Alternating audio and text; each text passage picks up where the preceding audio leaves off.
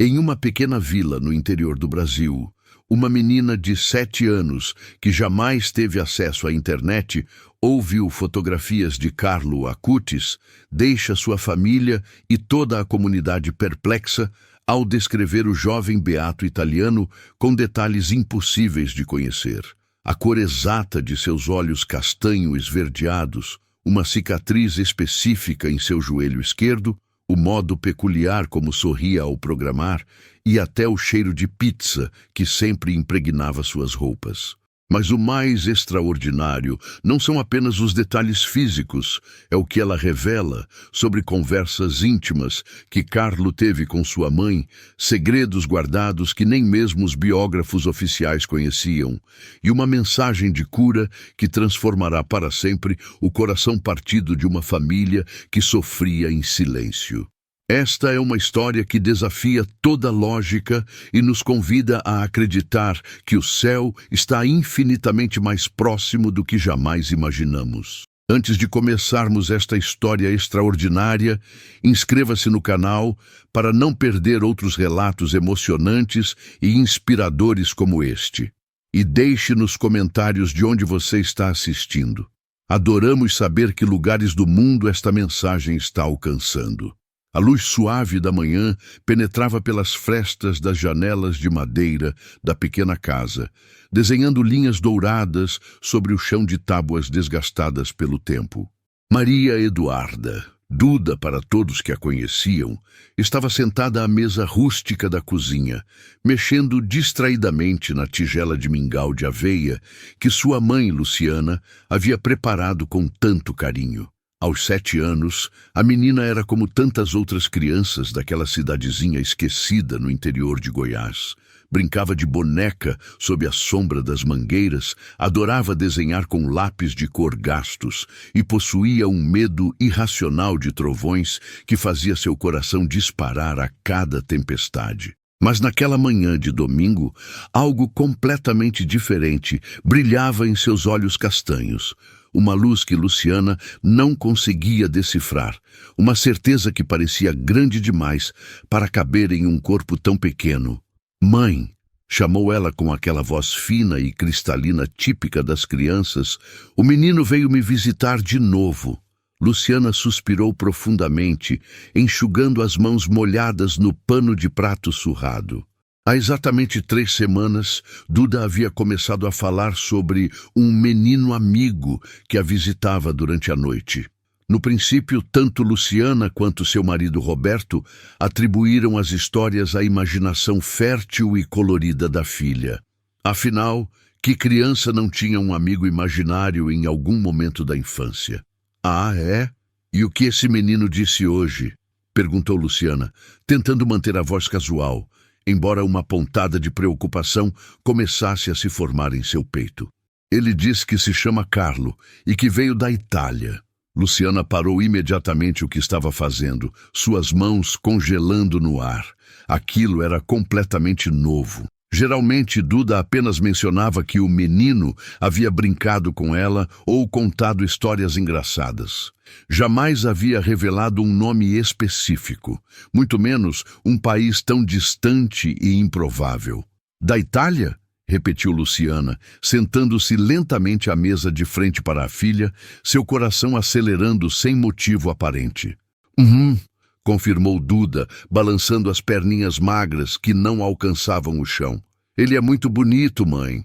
Tem cabelo castanho, bem escuro, quase preto, e uns olhos..." Ela fez uma pausa dramática, franzindo a testa delicada, como se estivesse buscando a palavra exata para descrever algo extraordinário. "Olhos que parecem mel quando pega sol. Não é marrom normal, não. É tipo dourado esverdeado.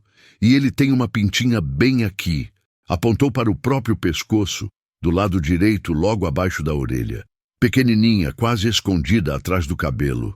Luciana sentiu um arrepio percorrer sua espinha, subindo vértebra por vértebra até alcançar a nuca. Aquele nível específico de detalhe estava muito além do normal, muito distante da descrição genérica e vaga que uma criança daria ao descrever um amigo imaginário. E Esse Carlo, como ele se veste? Ah, ele usa umas roupas estranhas, mãe. Tipo aquelas camisas que o tio Marcos usa quando vai à igreja. Ela referia-se claramente às camisetas polo. E um tênis que ele ama demais, da Nike, azul com branco. Ele disse que a mãe dele ficava brava porque ele só queria usar esse tênis, mesmo quando estava furado. Luciana riu nervosamente, mas o riso saiu estranho, forçado. A especificidade daqueles detalhes estava começando a incomodá-la profundamente, como uma pedra no sapato que machuca a cada passo. E mais uma coisa, mãe, continuou Duda com a naturalidade desconcertante de quem comenta o clima ou o sabor da comida. Ele tem uma cicatriz no joelho esquerdo. Disse que caiu de bicicleta quando tinha 5 anos, lá em Milão. A cicatriz é meio torta, parece um sorrisinho de lado. Agora Luciana estava genuinamente alarmada. Seu instinto maternal disparou todos os alarmes. Duda, filha, onde exatamente você viu esse menino? Foi na televisão da casa da vizinha? Alguém te mostrou uma foto? A professora falou sobre ele na escola? A menina negou vigorosamente com a cabeça, fazendo os cachos castanhos dançarem como molas ao redor de seu rosto redondo. Não, mãe. Eu vejo ele de verdade mesmo. Ele vem no meu quarto quando está escuro. Senta na beirada da minha cama bem de leve e a gente conversa sobre um monte de coisas. Às vezes ele traz uma luz tão bonita com ele, parece que o quarto inteiro fica brilhando, como se tivesse um monte de vagalumes voando por todo lado. Naquela tarde, depois que Roberto voltou da feira com as sacolas cheias de verduras e frutas, Luciana contou-lhe sobre a conversa perturbadora. Os dois, sentados na varanda enquanto Duda brincava no quintal, decidiram que não faria mal nenhum pesquisar o nome Carlo Itália na internet, apenas para tirar aquela pulga insistente de trás da orelha. Roberto pegou o celular antigo, o único que possuíam, e digitou as palavras com dedos desajeitados. O que encontraram os deixou completamente mudos, paralisados, incapazes de formular qualquer palavra. Carlo Acutis. Nascido em Londres em 1991, criado em Milão, Itália, falecido aos 15 anos, em 2006, vítima de uma leucemia fulminante e avassaladora, beatificado pela Igreja Católica em outubro de 2020, um jovem apaixonado por computadores, programação, pela Eucaristia e, curiosamente, por tênis Nike. Mas o que realmente fez o coração de Luciana parar de bater por um segundo inteiro foram as fotografias. Ela ampliou uma imagem no celular, aproximando-a de seus olhos incrédulos. O cabelo castanho escuro, quase negro. Os olhos em um tom peculiaríssimo, indefinível, entre castanho esverdeado e dourado âmbar. E, em uma fotografia específica, meio escondida em um site italiano que ela teve que traduzir utilizando um aplicativo gratuito, havia uma imagem rara de Carlo, ainda criança, vestindo bermuda, onde era possível ver, mesmo que levemente desfocada, uma pequena cicatriz irregular no joelho esquerdo. Roberto, sussurrou ela, com a voz completamente embargada pela emoção e pelo medo. Como nossa filha pode saber dessas coisas? Roberto, um homem extremamente prático que trabalhava como mecânico na oficina da cidade e raramente demonstrava emoções profundas. Estava visivelmente pálido, suas mãos tremendo imperceptivelmente. Não sei, Luciana, mas isso não é remotamente normal. Eles tomaram a decisão consciente de não falar absolutamente nada para Duda. Não ainda. Queriam observar cuidadosamente, tentar entender melhor o que exatamente estava acontecendo antes de tomar qualquer atitude precipitada. Nos dias que se seguiram, Duda continuou mencionando Carlo casualmente, como se ele fosse simplesmente o colega de classe mais natural do mundo. Dizia que ele havia lhe ensinado a fazer o sinal da cruz corretamente. Ele disse que a gente tem que fazer bem devagar, mãe, pensando em cada parte, em cada palavra. Comentou que Carlo adorava pizza apaixonadamente e que sempre ficava com um cheiro persistente de queijo derretido e molho de tomate nas roupas, o que deixava sua mãe meio exasperada, mas secretamente feliz. Ele disse que a mãe dele fazia a melhor pizza margherita do mundo inteiro, contou Duda certo dia, enquanto desenhava concentrada com seus lápis de cor, e que ele adorava ajudar na cozinha, mesmo que só servisse para jogar farinha em todo lugar e deixar tudo completamente bagunçado. Luciana, cada vez mais intrigada e perturbada, pesquisou freneticamente. Encontrou, enterrada em uma biografia pouco conhecida de Carlo Acutis, traduzida para o português, uma menção específica de sua mãe, Antônia Saltarelli, sobre como Carlo adorava ajudar quando ela preparava pizza, embora ele criasse infinitamente mais confusão do que realmente auxiliasse no processo. Como, em nome de tudo que era sagrado, Duda poderia saber disso? A família não possuía televisão a cabo. Tinham apenas aquele celular básico e antigo que Roberto usava exclusivamente para ligações de trabalho.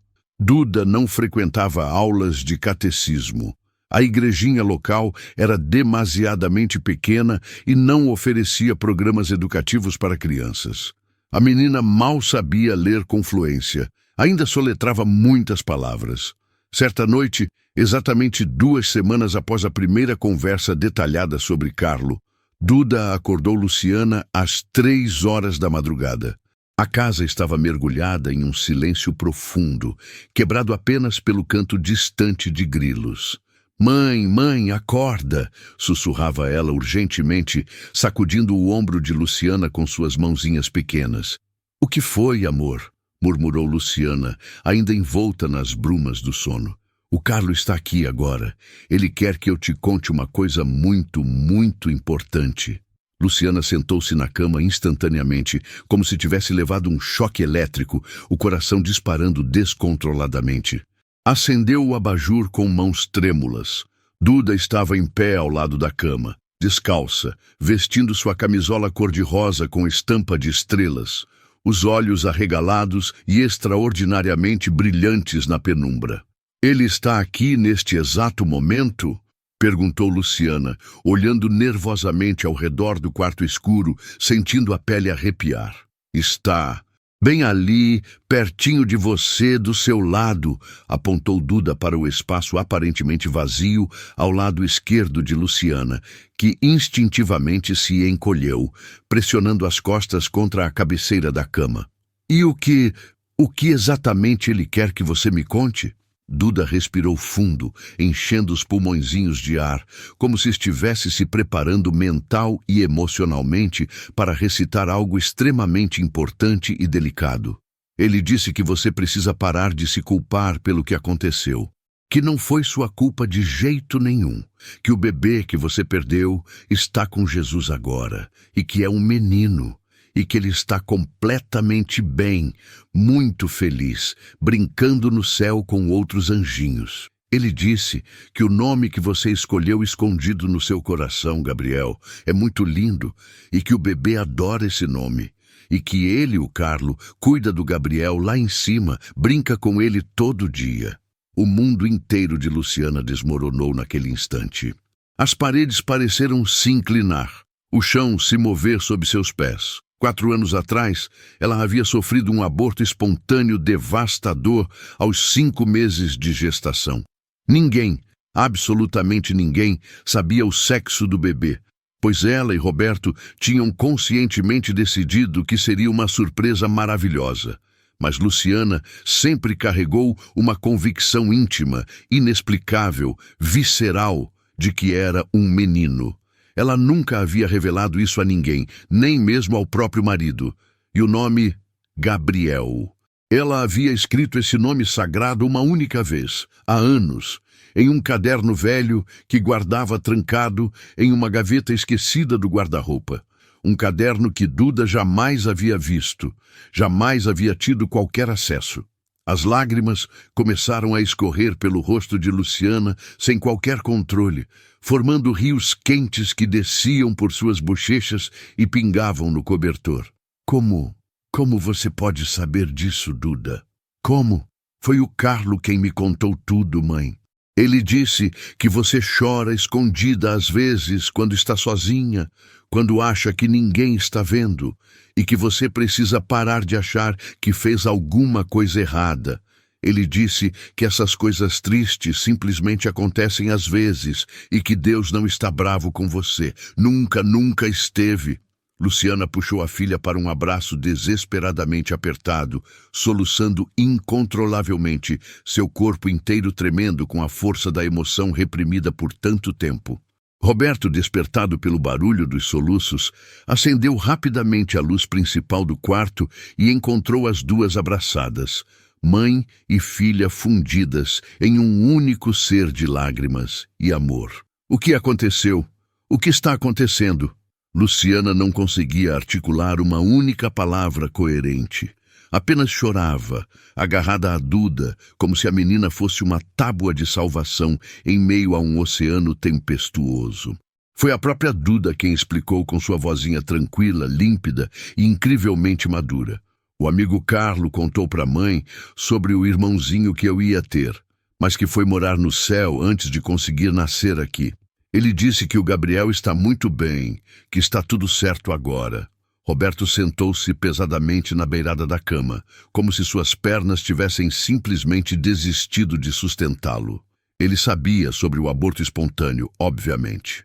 Tinha sido indiscutivelmente um dos períodos mais sombrios e dolorosos de suas vidas conjugais, mas nunca, jamais, tinham tocado nesse assunto traumático com Duda.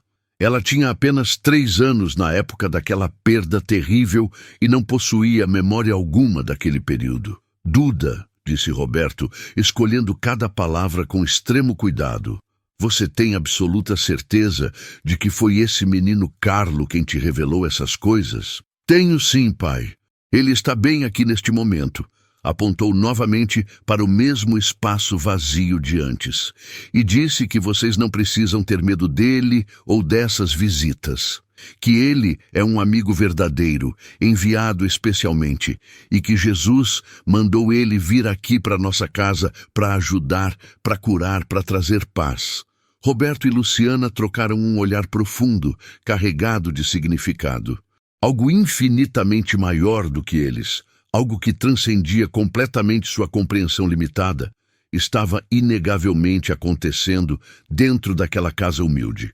No dia seguinte, logo pela manhã, Luciana procurou o padre Augusto, pároco idoso da pequena igreja local. Ele era um homem de cabelos completamente brancos, olhos incrivelmente bondosos, escondidos atrás de óculos de armação grossa, que atendia àquela comunidade modesta há mais de 30 anos com dedicação inabalável. Sentada na salinha apertada e modesta ao lado da sacristia, rodeada por imagens de santos e o cheiro característico de incenso, Luciana relatou absolutamente tudo em detalhes minuciosos. O padre ouvia em profundo silêncio, os dedos enrugados entrelaçados sobre a mesa de madeira escura. Você conhece Carlo Acutis, padre? Conheço muito bem, respondeu ele, assentindo lentamente com a cabeça. Um jovem extraordinariamente abençoado, beatificado há alguns anos. Um exemplo raro e luminoso de santidade juvenil na era digital, na era dos computadores e da internet. Mas é realmente possível que ele esteja literalmente visitando minha filha pequena? Padre Augusto suspirou profundamente, removendo os óculos e limpando-os cuidadosamente com a batina preta, um gesto que Luciana reconheceu como característico de quando ele estava profundamente pensativo. Luciana, eu sou um homem de fé inabalável, mas também sou um homem de razão e prudência. A Santa Igreja é extraordinariamente cuidadosa, meticulosa até, com esse tipo específico de relato sobrenatural. No entanto, ele fez uma pausa carregada de significado. Não posso e não vou negar que, ao longo dos séculos de história cristã, Existem literalmente inúmeros casos meticulosamente documentados de santos que apareceram a pessoas absolutamente comuns, especialmente a crianças inocentes. Santa Bernadette em Lourdes, os 3 pastorinhos de Fátima. Deus age de maneiras misteriosas que nem sempre compreendemos ou podemos explicar com nossa lógica humana. Mas, padre, ela está descrevendo coisas que são literalmente impossíveis de saber. Detalhes íntimos sobre a vida dele, que nem sequer aparecem em fotografias públicas ou biografias traduzidas. Você gostaria que eu conversasse pessoalmente com ela? Que eu tentasse entender melhor? Luciana assentiu vigorosamente, sentindo-se imensamente aliviada. Naquela mesma tarde, Duda sentou-se na mesma salinha apertada, balançando as pernas na cadeira grande e desconfortável demais para seu tamanho pequeno. Padre Augusto sorriu calorosamente, tentando deixá-la à vontade. Então, Duda, sua mãe me contou que você tem um amigo muito especial. Tenho sim, o Carlo. Ele é muito, muito legal e gentil. E como é exatamente esse Carlo? Pode me descrever com detalhes? Duda não demonstrou hesitação alguma, como se estivesse descrevendo seu melhor amigo da escola. Ele é bem alto, mais ou menos assim. Gesticulou entusiasticamente com a mão pequena bem acima de sua cabeça. Tem cabelo muito escuro que vive caindo no olho e ele fica jogando para trás desse jeito. Imitou o movimento característico com graça. Ele usa aquelas camisas com botãozinho no pescoço, sabe? E calça jeans sempre. Sempre, sempre jeans. Ele me disse que detestava profundamente calça social. Achava horrível e desconfortável. O padre Augusto, preparado para aquele momento, abriu discretamente uma pasta que havia trazido consigo e retirou cuidadosamente uma fotografia impressa em papel comum de Carlo Acutis. Era uma imagem bastante comum, amplamente divulgada na internet, do jovem sorrindo radiante para a câmera. É esse menino aqui na foto? Duda examinou atentamente e assentiu energicamente, seus cachos balançando. É sim, mas nessa foto ele está mais novo, mais criança. Quando ele vem me visitar no meu quarto, ele parece um pouquinho mais velho, tipo adolescente já, e mais diferente. Mais brilhante. Brilhante? Como assim brilhante? Tipo, ele parece que tem uma luz dentro dele, sabe? Não sei explicar direito com palavras. É como se ele tivesse tomado muito sol por dentro e essa luz ficasse vazando pelos poros. Padre Augusto sentiu um nó doloroso se formar em sua garganta, emoção pura atravessando seu peito. Duda, esse menino Carlo, ele te pede alguma coisa específica? Te pede para fazer algo que você não quer ou que te deixa desconfortável? Não, respondeu ela quase indignada com a sugestão. Nunca. Ele só fica conversando comigo, me fazendo companhia. Conta histórias lindas sobre o céu, sobre como Jesus é amoroso, sobre a mãe dele que ele ama tanto. Ah, e ele falou que adora computador. Disse que fez um monte de coisas incríveis no computador para ensinar as pessoas sobre Jesus e os milagres. Isso estava absolutamente correto. Carlo Acutis era mundialmente conhecido por ter catalogado detalhadamente milagres eucarísticos em um website sofisticado que ele mesmo criou e programou. E ele já te contou como é exatamente o céu. Os olhos de Duda se iluminaram instantaneamente, brilhando com uma alegria pura e contagiante. Já, ele disse que é tão absurdamente bonito que a gente nem consegue imaginar com nosso cérebro pequeno, que tem cores que simplesmente não existem aqui na Terra, e que não tem tristeza nenhuma mesmo, nem um pouquinho, que todo mundo é completamente feliz o tempo todo, todo segundo. E que tem cachorros, muitos cachorros correndo e brincando. O padre Augusto riu genuinamente, apesar da emoção profunda que apertava dolorosamente seu peito envelhecido. Carlo, de fato, era amplamente conhecido por seu amor incondicional aos animais, especialmente cachorros, que ele considerava criaturas de Deus. Ele te contou mais alguma coisa que você ache realmente importante que eu saiba? Duda pensou cuidadosamente por um longo momento, mordendo o lábio inferior em concentração. Ele disse uma coisa sobre você, padre. Disse que você não deve ficar triste ou preocupado porque está ficando velho e cansado. Que você fez um trabalho muito, muito bom aqui nesta cidade e que quando você for finalmente para o céu, vai ter uma festa enorme, gigante, esperando só por você. Ele disse que Jesus está muito, muito orgulhoso do Senhor, que o Senhor é um servo fiel. Lágrimas brotaram instantaneamente nos olhos cansados do velho sacerdote, embaçando completamente seus óculos grossos. Ele tinha pensado justamente naquela exata manhã, bem cedo, sobre a morte que se aproximava, sobre o cansaço profundo acumulado dos anos, sobre se realmente tinha feito alguma diferença significativa. "Obrigado, Duda", sussurrou ele, a voz falhando completamente. "Muito obrigado por me contar isso." As semanas gradualmente se transformaram em meses. A notícia extraordinária sobre Duda espalhou-se discretamente, mas persistentemente pela pequena comunidade rural. Algumas pessoas vinham visitá-la genuinamente curiosas e esperançosas. Outras, profundamente céticas, achavam que era tudo imaginação fértil infantil ou até mesmo invenção maliciosa. Mas aqueles que realmente conversavam com a menina pessoalmente, que ouviam seus relatos absurdamente detalhados e específicos, inevitavelmente começavam a questionar seriamente suas certezas anteriores.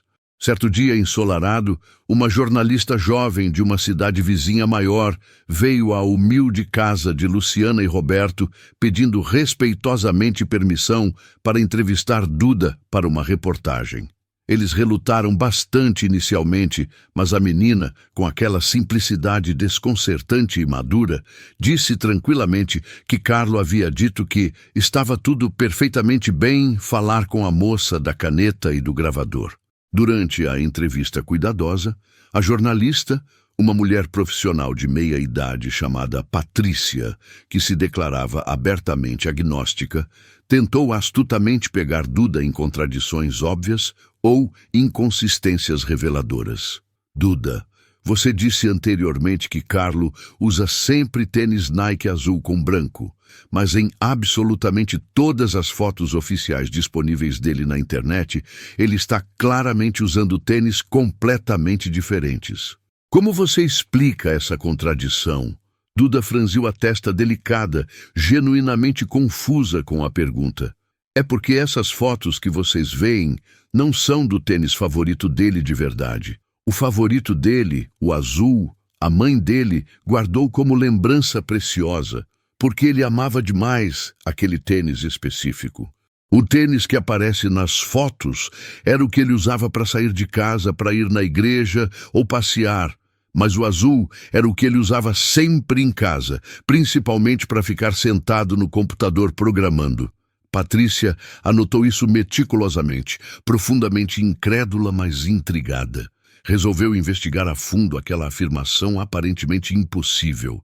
Depois de literalmente horas procurando obsessivamente, finalmente encontrou uma entrevista extremamente obscura, em italiano original, não traduzido, enterrada nos arquivos digitais empoeirados de um pequeno jornal local de Milão, onde Antônia Acutis, mãe enlutada de Carlo, mencionava brevemente, quase de passagem, que havia cuidadosamente guardado o tênis Nike azul favorito absoluto do filho como lembrança sagrada, pois ele praticamente vivia calçado naquele tênis específico em casa.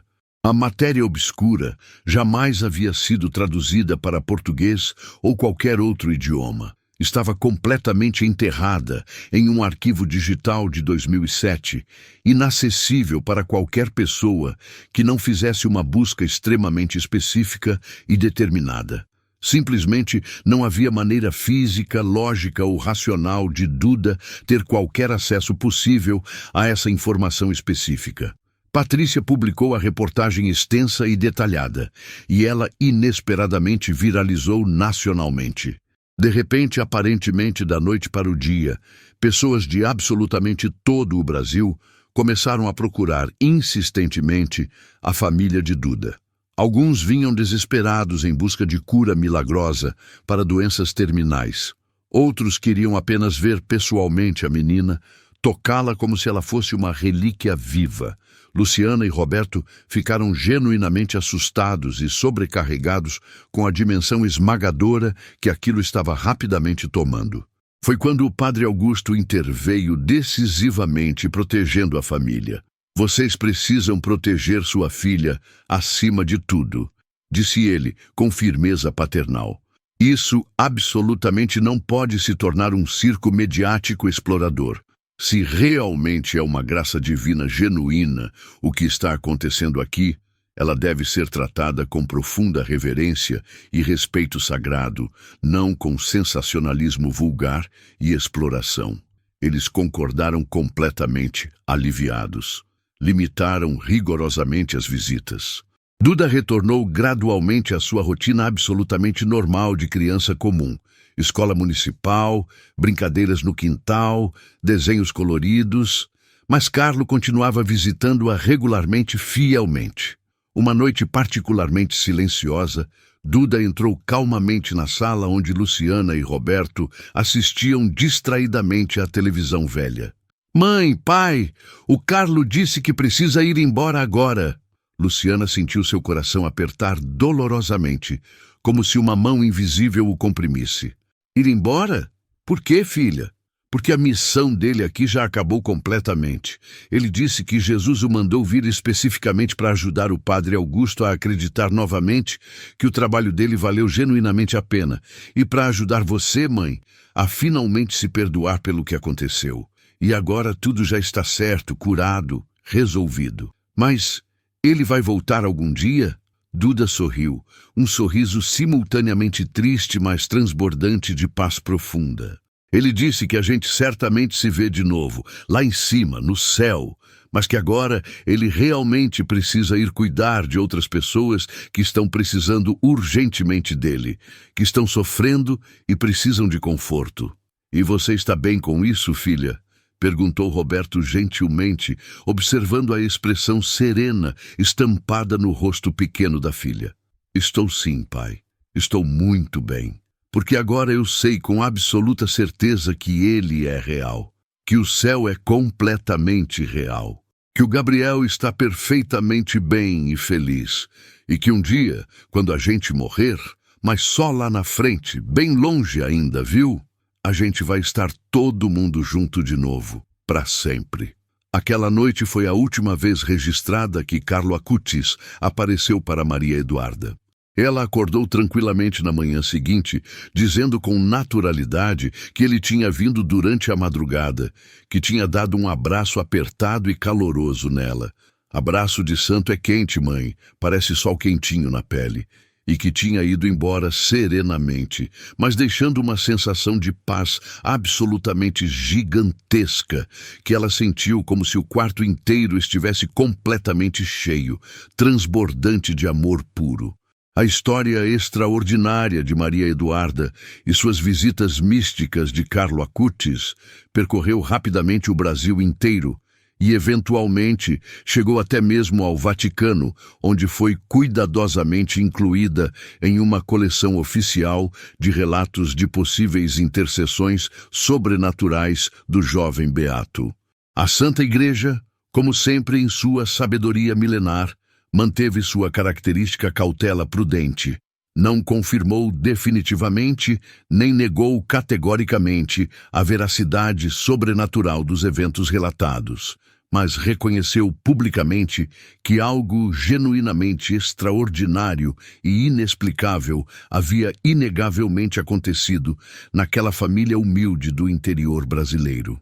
Para Luciana, a experiência transformou radical e completamente sua relação profunda com a fé católica. Ela que viveu durante anos aprisionada à culpa corrosiva e à dor lancinante do passado traumático, finalmente encontrou cura verdadeira e libertação espiritual. O peso esmagador que carregava há anos simplesmente se dissolveu. Evaporou-se como névoa matinal sob o sol. Ela passou a trabalhar incansavelmente como voluntária dedicada na igrejinha local, ajudando amorosamente outras mulheres que haviam passado por perdas gestacionais devastadoras, compartilhando generosamente esperança genuína e consolo profundo. Roberto, o mecânico prático e resolutamente pé no chão, tornou-se surpreendentemente um homem de oração profunda e constante. Não de maneira ostensiva ou exibicionista, mas silenciosa, discreta, persistente. Dizia frequentemente que depois de absolutamente tudo que tinha presenciado com seus próprios olhos, simplesmente não podia mais duvidar razoavelmente que havia algo, alguém, infinitamente maior, cuidando amorosamente de tudo e todos. Padre Augusto viveu mais exatamente 3 anos pacíficos após os eventos extraordinários. Morreu serenamente, durante o sono tranquilo, aos 82 anos completos. No velório emocionado, Duda, agora com 10 anos e visivelmente amadurecida, aproximou-se respeitosamente do caixão simples, colocou sua mãozinha delicada sobre a mão enrugada e fria do padre e sussurrou baixinho para que só ele pudesse ouvir. Carlo disse que a festa no céu estava linda, lindíssima, cheia de luz. Quanto à própria Duda, ela cresceu progressivamente como uma menina absolutamente normal, alegre, cheia de vida e energia contagiante. Nunca mais teve visões místicas, nunca mais viu ou sentiu Carlo fisicamente, mas carregava permanentemente dentro de si uma certeza inabalável, sólida como rocha. A morte não é absolutamente o fim definitivo. O céu existe concretamente e o amor incondicional de Deus é tão real, tão tangível quanto o chão sólido que pisamos diariamente.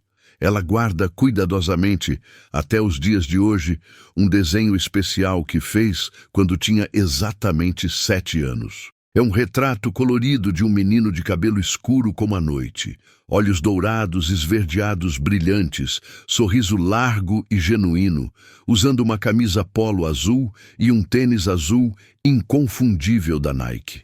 Abaixo do desenho infantil, escrito com a letra trêmula e irregular característica de criança, está escrito com lápis de cor vermelho: "Meu amigo Carlo, obrigada por me visitar e me ensinar." E embora a razão humana insista em procurar explicações lógicas, embora céticos, dedicados, tentem incansavelmente desvendar o mistério com argumentos racionais, há coisas nesta vida, e certamente além dela, que simplesmente não cabem confortavelmente em nossa compreensão limitada e finita. Há encontros sagrados que desafiam completamente a lógica aristotélica.